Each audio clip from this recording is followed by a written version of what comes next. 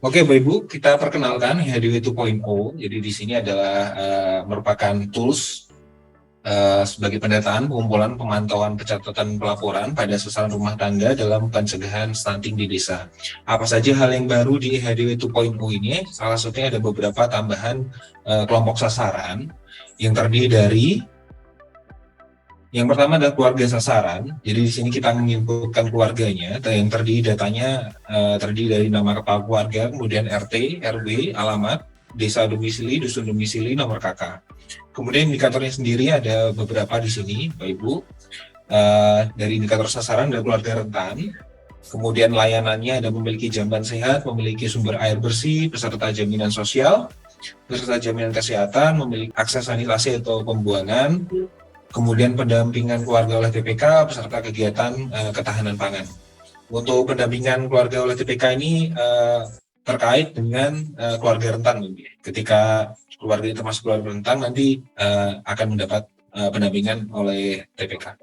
Kemudian anak usia 0 sampai 59 bulan ini terkait EHDW yang terdulu. Mungkin ada perbedaan di sini. Kita coba gabungkan mulai dari usia 0 sampai 59 bulan di sini. Data apa saja yang diinput terdiri dari nama anak, kemudian tanggal lahir, jenis kelamin, nama ayah, nama ibu, nama posyandu terdaftar, nama PAU terdaftar, nomor telepon, kemudian desa domisilinya, dusun domisili, nomor KK, dan NIK. Nah, untuk anak usia 0 sampai 59 bulan ini terdapat beberapa fitur tambahan, yaitu adalah kita dapat melakukan penginputan NIK sementara, yaitu menggunakan NIK ibu ditambah nomor urut kelahiran dari anak tersebut.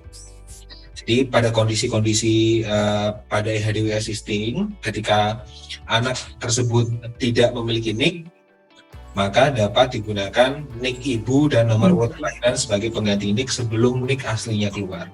Kemudian indikatornya sendiri ada beberapa di sini, ada sasaran, kemudian anak dengan status gizi kurang, gizi buruk, gizi stunting, kemudian layanan ada imunisasi HBO, BCG polio 1, DPT dan lain sebagainya sampai campak nanti tergabung menjadi imunisasi lengkap. Kemudian pemantauan tumbuh kembang ini dilakukan nanti setiap bulan, ikut BKP PAUD nanti dilakukan setiap bulan, kemudian mendapatkan tambahan gizi ini untuk anak yang memiliki status gizi kurang, buruk maupun stunting. Oke, ke remaja putri. Di sini ada beberapa hal yang diinput dari nama, tanggal lahir, nama posyandu terdaftar, nama, nomor telepon, kemudian desa domisili, dusun domisili, nomor KK, dan NIK. Untuk remaja putri sendiri, ini rentang umurnya antara 10 sampai 49 tahun. Di rentang umurnya yang dimasuk dapat putri dari umur 10 sampai 49 tahun. Kemudian indikatornya sendiri ada mengalami anemia, layanan mendapatkan TTD, pemeriksaan anemia. Ya, catat dulu tadi. Oke, kemudian ada tambahan ini calon pengantin di sini. Datanya sendiri ada beberapa di sini ada nama, tanggal lahir, jenis kelamin, nama posyandu terdaftar, nomor telepon terdaftar, tanggal rencana pernikahan, kemudian pernikahannya keberapa. Jadi di sini Bapak Ibu bisa menginputkan tiap kali sasaran tersebut menikah, gitu, melakukan pernikahan. Jadi tidak cuma hanya pernikahan pertamanya, tapi pernikahan kedua dan ketiga nanti bisa masukkan ke dalam EHDW 2.0 ini. Kemudian di desa domisili, dusun domisili, nomor KK, dan NIK. Layanannya sendiri ada pemeriksaan kesehatan dan mendapatkan perkawinan. Oke, lanjut yang ada ibu hamil dan nifas. Ini kita gabungkan ibu hamil dan nifas. Datanya sendiri ada beberapa di sini, ada nama, kemudian tanggal lahir, nama posyandu terdaftar, nomor telepon, tanggal terakhir haidnya kapan, kemudian tanggal HPL-nya kapan sesuai dengan hasil pemeriksaannya, kemudian nama suami, desa domisili, dusun domisili, nomor KK, dan NIK. Kemudian untuk nifasnya, jadi pasca setelah ibu tersebut melahirkan, ada beberapa hal yang harus diikut di sini, ada tanggal kelahiran anak, kemudian status kehidupan anak, status kehidupan ibu. Ini maksudnya dalam kondisi melahirkan apakah ibu tersebut selamat atau meninggal. Kemudian indikatornya sendiri ada beberapa di sini, ada status gizi, ada cake dan resti. Kemudian layanannya ada pemeriksaan layanan kehamilan 1-6, nanti kita bagi menjadi 3 triwulan, di mana triwulan pertama minimum adalah 2 kali pemeriksaan, kemudian triwulan kedua 1 kali pemeriksaan, dan triwulan ketiga 3 kali pemeriksaan. Kemudian minum tablet tambah darah, ini minimal 90 tablet di masa kehamilan, kemudian KB pasca bersalin, kemudian mendapatkan tambahan gizi. Ini untuk status ibu hamil cake atau resti. Oke, kemudian tools-nya. Jadi di sini terdapat perbedaan dari EHDW 2.0 dan EHDW versi pertama. Jadi kita ada beberapa tools tambahan di sini. Salah satunya adalah dashboard halaman publik. Jadi di sini difungsikan untuk publikasi capaian scorecard, kemudian media pembelajaran, berita, dan lain-lain terkait penurunan stunting. Jadi data yang Bapak Ibu inputkan di EHDW 2.0 ini dapat diakses oleh publik melalui dashboard halaman publik di EHDW 2.0. Kemudian kita juga ada EHDW Web Tools. Jadi ini berupa web, nanti digunakan untuk melakukan pengolahan data EHDW yang dapat diakses melalui web browser.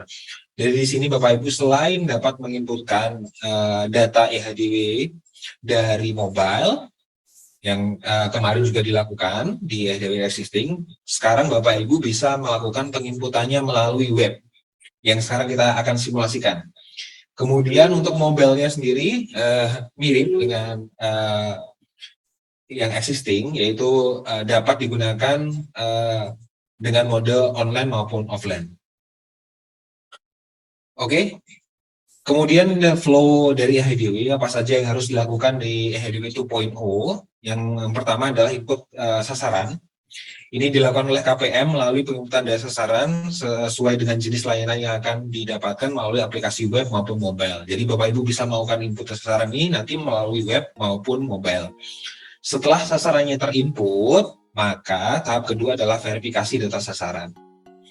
Verifikasi ini ditujukan untuk melakukan cross-check kembali apakah data tersebut benar atau tidak sebelum nanti dilakukan pemantauan. Untuk verifikasi data sasaran sendiri dilakukan oleh user desa. Jadi Bapak Ibu nanti menginputkan sebagai KPM, menginputkan data sasarannya, kemudian nanti akan muncul pada akun user desa, kemudian diverifikasi oleh user desa, barulah nanti KPM melakukan pemantauan. Jadi Bapak Ibu bisa melakukan penginputan indikator dan sebagainya nanti setelah data Ibu tersebut diverifikasi. Jadi dilakukan, kemudian tahap tiganya adalah pemantauan, dilakukan oleh KPM, dapat dilakukan melalui web maupun mobile. Oke, setelah dilakukan pemantauan, penginputan indikator, kemudian tahap keempat adalah perhitungan skor. Jadi perhitungan skor ini dilakukan oleh sistem. Nanti secara otomatis Bapak Ibu akan menerimanya di halaman dashboard pada web. Kemudian data tersebut perlu divalidasi kembali oleh user desa. Jadi harus dicek kembali apakah layanan-layanan yang ada di desa tersebut sudah terinputkan oleh KPM melalui EHDW 2.0 ataukah masih belum. Jadi bisa dilakukan cross-check kembali sebelum datanya dipublish. Yang melakukan cross-check adalah user desa, kemudian dia akan melakukan proses validasi nanti, kemudian setelah divalidasi, barulah data tersebut dipublish. Nah, barulah Bapak Ibu bisa melihat data tersebut di halaman EHDW halaman publik tersebut.